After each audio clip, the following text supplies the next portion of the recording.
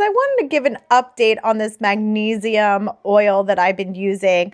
So you can see I've been using it quite a bit for a little while now, and I just wanted to let you know how it is.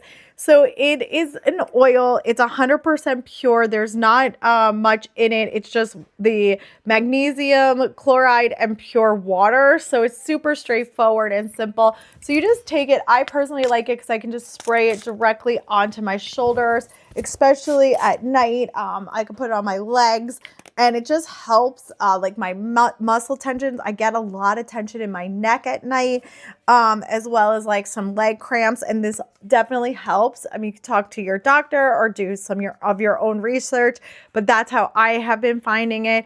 It is an oil, so it's going to you're going to feel it when you like rub it in. So sometimes I just clean my hands after. It's unscented, and it does help me relax and sleep, as well as like cramps. You spray like 4 to 5 pumps, and that's it. So super straightforward.